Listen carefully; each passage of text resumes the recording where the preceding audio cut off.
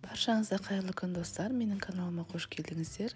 Бүгін сіздермен кәдеден ең оңай құймақ жасайтын боламыз.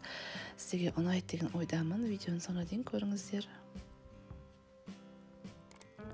Ең алдымен осындай екі кәдені орташа көлемдегі сыртқы қабығынан тазалап аламыз. Одан кейін осындай үккіштің үлкен жағымен өткіземіз. Екеуін де өткізіп болдым. Енді үстіне бір шай қасық тұз қосып, жасап араластырып 20 минутқа қоя тұрамыз. Әбден кәденің өзінің суы бөлінгенше тосу керек. Міне 20 минуттан кейін осындай суы шыға бастайды. Енді ары қарай осылай қолмен қатты сығып, суын барлығын алып тастау керек болады. Бізге құрғақ кәде қажет болады. Сол кезде біздің құймақтарымыз әдемі, көлемін өзін ұстайтын әдемі болып шығады.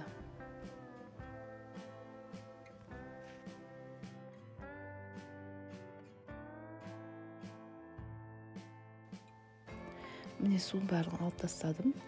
Енді ары қарай дәміне қарай аз көк қосамын. Егер де болса жасыл пиязды қоса беріңіздер. Ұсақтап турап кәдіміздің үстіне қосамыз. Енді осының үстіне 3 жұмыртқа қосамыз. Егер де жұмыртқаларыңыз қатты үлкен болып жатса, онда 2 жұмыртқа қосыңыздар. Енді 2 үлкен қасықпен ұн және де 3 қасық манка қосамыз. Үлкен қасықпен. Дәміне қарай бұрыш және тағы да кішкене тұз қосамыз. Барлығын жақсылап араластырамыз. Енді осы араластырып болғаннан кейін 5 минутқа қоя тұрамыз. Біздің манкамыз әбден жаңағы кәдемен жасап араласып, суын барлығын сорады. Сол кезде табамызды қыздырып, құймақтарымызды пісіреміз. Сұйық майды кішкене ғана қосамыз, күнбағыс майын. Осындай әдіспен барлығын әдемілеп, домалатып салып пісіретін боламыз.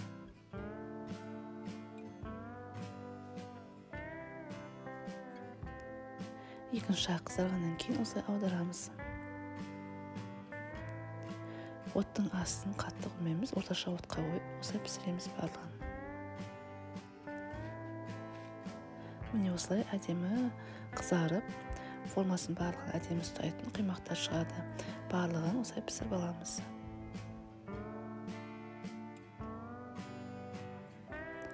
Енді біздің осы құймақтардың үстіне жағатын кішкене соус жасаймыз.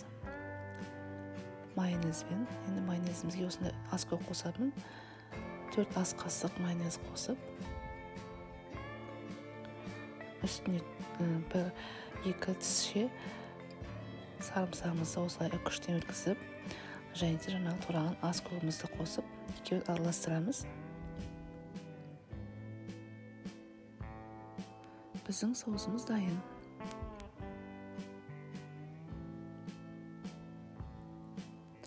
Осындай 2 қызанақты алып, біздің құймақтардың үстіне әсемдеп әдемілеуге болады.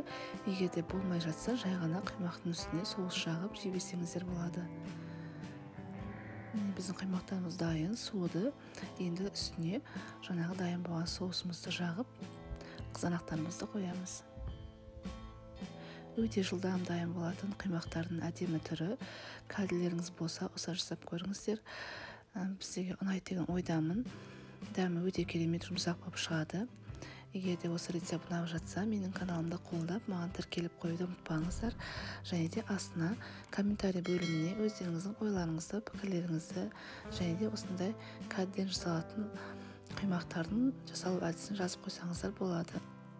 Сіздердің қолдауларыңыз және де әрқайсыларыңыздың ойларыңыз мен үшін өте маңызды.